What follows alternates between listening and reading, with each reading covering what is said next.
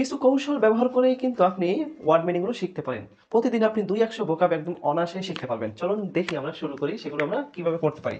ঠিক আছে? ভোকাব। আমি যদি বলি প্রিপোস্টারাস, প্রিপোস্টারাস।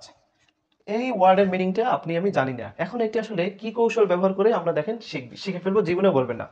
দেখেন প্রিপোস্টারাস, প্রিপোস আমরা এরকম কি যেন একটু পড়ছি না গ্রামারে, প্রিপোজিশন প্রিপোজিশন। তো প্রিপোজিশন প্রিপোস্টারাস, তো আপনি মনে রাখবেন প্রিপোজিশন কখনো অযৌক্তিক জায়গায় বসে না। শেষ। প্রিপোজিশন কখনো কি অযৌক্তিক জায়গায় বসে না, এই বাক্যটা মনে থাকবে না? থাকবে। তাহলে প্রিপোস্টারাস, প্রিপোস মানে কি প্রিপোজিশন, তো প্রিপোজিশন অযৌক্তিক জায়গায় বসবে না, এই প্রিপোস্টারাস শব্দের অর্থ অযৌক্তিক। একটা ভোকাবুলারি আই থিংক আপনার সারা জীবন মনে থাকবে এখন, প্রিপোস্টারাস, রাইট? এখন যদি আমরা দেখি, মনে করেন পারডিশন। দেখেন পারডিশন অর্থ জানেন না, কি করবেন? পারডি, পারডি না কি যেন একটা মিল পাই না, পার্টি পার্টি একটা মিল পাই না, পার্টি বলে না ছেলেটা পার্টি করে। এখন দেখেন এই যে পার্টি পারডি একটু মিল আছে, সিমিলার কিন্তু, রাইট? হ্যাঁ, ও সাউন্ডের দিক থেকে কিন্তু মিল আছে, পার্টি পার্টি। তাহলে আমি যদি বলি যে পার্টিতে গিয়ে ছেলেটা নষ্ট হয়ে গেছে বা ছেলেটা সর্বনাশ হয়ে গেছে, ছেলেটা ধ্বংস হয়ে গেছে, এটা কিন্তু বাবা মারা বলে থাকে, তাই না?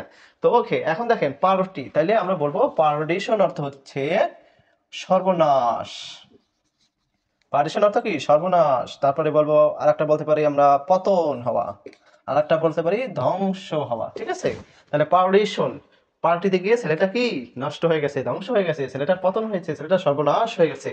তারপরে আরেকটা যদি দেখি, দেখেন সরি, রেজুভেনেট।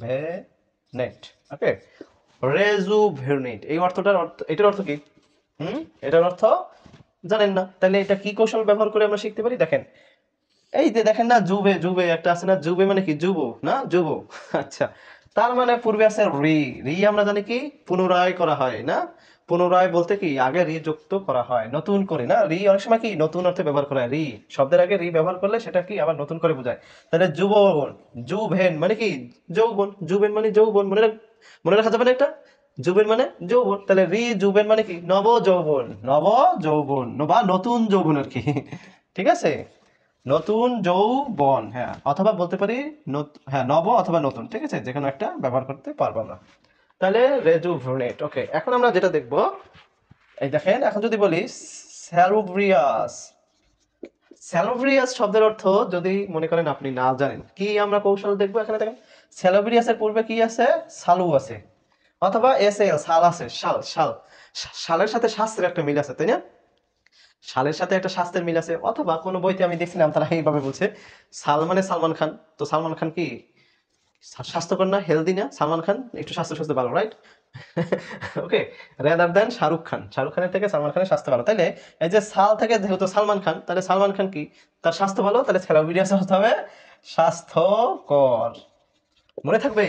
আচ্ছা, তাহলে সেলিব্রিটিস অর্থ কি যেন আমরা স্বাস্থ্যকর। তারপরে দেখেন ট্রেস পাস, ট্রেস পাস। ওকে, আমরা জানি পাস অর্থ অতিক্রম করা, ঠিক আছে, পাস অর্থ অতিক্রম করা, এটা তো সবাই জানি, পাস করে, রাইট? যেরকম ফুটবলকে কি বল পাস করে না, এটা আপনারা সবাই জানেন। তো পাস অর্থ অতিক্রম করা। এখন এই পাস অতিক্রম করা কিন্তু ট্রেস যুক্তটা যুক্ত হয়ে এখন আমরা বলবো অতিক্রম করছে, কিন্তু সেটা কি অন্যায় ভাবে অতিক্রম করছে। হ্যাঁ, পাস অতিক্রম করাটা তার কি ঠিক হয় না, যেহেতু পূর্বে ট্রেস আছে, ট্রেসকে বাদ দিয়ে সে অতিক্রম করছে, শেষ। পাস মানে কি অতিক্রম করছে, কাকে বাদ দিয়ে? ট্রেসকে বাদ দিয়ে, ট্রেসকে বাদ দিয়ে যেহেতু সে অতিক্রম করছে, তাই আমরা বলবো অনধিকার চর্চা। অনধিকার অতিক্রম মানে কি অনধিকার চর্চা না, অনধিকার চর্চা। ঘোড়ার ডিঙ্গিয়ে ঘাস খাওয়া বলি না। তারপরে যেটা আপনার বলা উচিত নয় সেটা আপনি বলছেন, এটাকে আমরা বলি অনধিকার চর্চা। ওকে, তাহলে ট্রেস পাস অনধিকার চর্চা মনে থাকবে। তারপরে আমরা বলতে পারি আনকৌথ। আনকৌথ কিসের সাথে একটা মিল পাওয়া যাচ্ছে না, একটু গন্ধ একটু ঘ্রাণ পাওয়া যাচ্ছে না? কৌথ মানে কি ক্লোথ, ক্লোথ মানে কি পোশাক না, কৌথ মানে কি ক্লোথ, একটু মিল পাওয়া যাচ্ছে কিনা, সিমিলার, হ্যাঁ সিমিলার সাউন্ড। এখন এই ক্লোথ শব্দের অর্থ কি পোশাক, আন মানে কি না বোঝায় না, তাহলে পোশাক নাই মানে কি পোশাক যদি কারো না থাকে আমরা বলি না, বা ছোট থাকে, ঠিক না? অর্থাৎ পোশাকের সাইজ যদি ছোট থাকে, যারা ছোটখাটো পোশাক পরে আমরা কি বলি? অশালীন, অসামাজিক, তাই না? অভদ্র, অশালীন, অভদ্র। ওকে, অভদ্র, অশালীন, অসামাজিক। অসামাজিকটা খুব একটা এটার সাথে অ্যাপ্রোপ্রিয়েট না, অশালীন অভদ্র বলা যায়। হ্যাঁ, তাহলে আনক্লোথ, তাহলে আনক্লোথ থেকে ক্লোথ, তাই ক্লোথ আনক্লোথ মানে কি পোশাক নাই, পোশাক নাই যার অর্থ হচ্ছে কি অশালীন। ঠিক আছে, তাইলে দেখেন আমরা খুব সহজে আর একটা ভোকাবুলারি শিখে ফেললাম। দেন হচ্ছে আমি যদি বলি ভিকারিয়াস।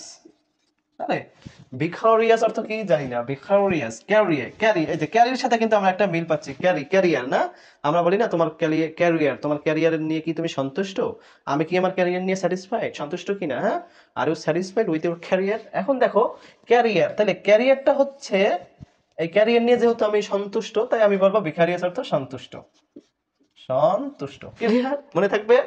আচ্ছা ভিকারিয়াস না, আবার স্পেলিংটা লিখে দেয়, ভিকারিয়াস, ভিকারিয়াস অর্থ কি, সন্তুষ্ট, ক্লিয়ার, কেন ক্যারিয়ার, তাহলে ক্যারিয়ার নিয়ে কি আমি সন্তুষ্ট, শেষ, এটা মনে থাকবে না, গুড থাকবে আই থিঙ্ক, হ্যাঁ। তারপরে আমি যদি বলি কি বলতে পারি, মনে করেন প্রো, হ্যাঁ এরকম একটা ওয়ার্ড আছে প্রো, হ্যাঁ এটাই প্রোফিল্যাকটিক, ইয়েস প্রোফিল্যাকটিক, জি।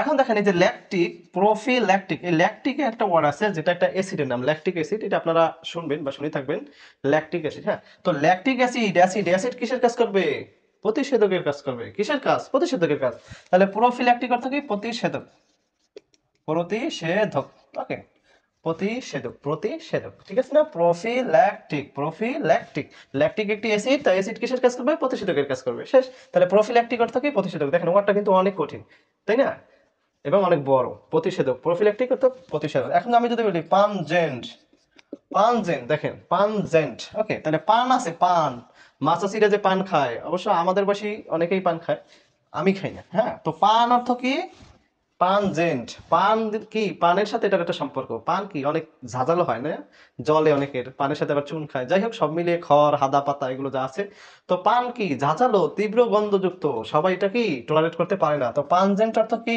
ঝাঁঝালো, ঝাঁঝালো, ঝাঁঝালো, হ্যাঁ। তারপর বলতে পারি কি, তীব্র গন্ধযুক্ত,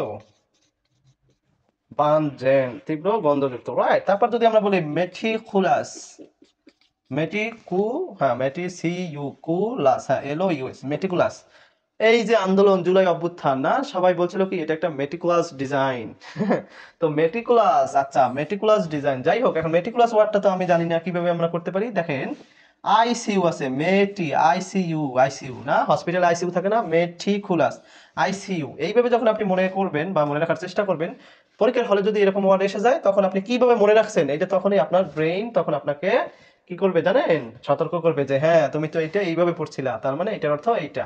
তাহলে আইসিইউ কি করে, দেখেন আইসিইউ তে আমরা কখন যাই, সবাই সতর্ক হয়ে যাই, তাই না, আমরা সেফটি নিয়ে ওখানে কিন্তু এন্ট্রি নেই, তো ওখানে যেমনি তেমনি ভাবে কি প্রবেশ করা যায় না, অনেক সময় স্যানিটাইজার দেয়, তারপরে আপনার যাই হোক গ্লাভস দিতে পারে, হ্যাঁ।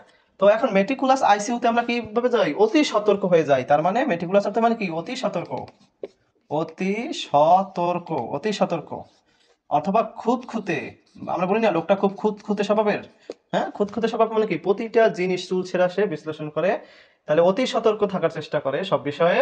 আচ্ছা তাহলে মেটিকুলাস, আরো বলতে পারেন মিট, না মিট অর্থ জানি আমরা, মিট অর্থ কি সাক্ষাৎ করা, তাই আইসিইউতে যখন আমরা সাক্ষাৎ করতে যাই, আমরা কি অতি সতর্ক হয়ে সাক্ষাৎ করতে যাই, এই হলো আমাদের মেটিকুলাস।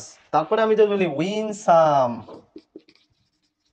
আচ্ছা উইনসাম, দেখেন উইন না, উইন কি, উইন অর্থ জয়লাভ করা, জয় করলে কি হয়, আমাদের মন প্রফুল্ল থাকে, আমরা আনন্দিত থাকি, তার মানে উইন্স আমার তো প্রফুল্ল, প্রফুল্ল, ঠিক আছে।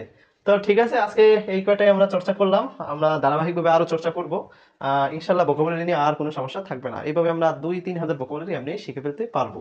হ্যাঁ কথা হচ্ছে কি, আমি এইভাবে সব ভোকাবুলারি শিখতে পারবো, অ্যান্সার হচ্ছে না, সব পারবো না, সব ভোকাবুলারি এরকম টেকনিক দিয়ে শেখা যায় না, ঠিক আছে। এখন ক্যান অর্থ পারা, এখন এখানে আপনি কি ভোকাবুলারি অ্যাপ্লাই করবেন, শুধুমাত্র এই যে একাধিক মানে একটু বড় ওয়ার্ড যেগুলো থাকে, যেগুলোর মধ্যে আমরা একটু মানে মিল খোঁজার চেষ্টা করি, সেগুলো কি হয় সাধারণত একটু বড় ওয়ার্ড হয়, হ্যাঁ।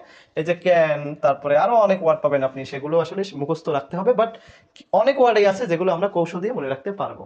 তো আশা করছি এই ভোকাব নিয়ে বা এই ওয়ার্ড মিনিং নিয়ে আই হোপ আপনাদের আর সাফার করতে হবে না, অ্যাটলিস্ট এক্সামে ভালো করার জন্য এরকম কৌশল দিয়ে আপনি 2-3 হাজার ভোকাবুলারি মুখস্থ করতে অনায়াসেই পারবেন। তো আজকের ক্লাস বা আজকের আমাদের যে প্র্যাকটিস, এটা এই পর্যন্তই থাকলো। পরবর্তীতে আশা করছি আরো এরকম 10 থেকে 20টা বা 20 থেকে 30টা ভোকাব নিয়ে আবার উপস্থিত হবো। সেই পর্যন্ত ভালো থাকবেন, সুস্থ থাকবেন, আমার জন্য দোয়া করবেন, আর আমার ইউটিউব চ্যানেলটা অবশ্যই সাবস্ক্রাইব করবেন, আর আমার ফেসবুক পেজটা অবশ্যই ফলো দিয়ে রাখবেন, এবং কমেন্টস এবং বন্ধুদের মধ্যে শেয়ার করবেন। Thank you.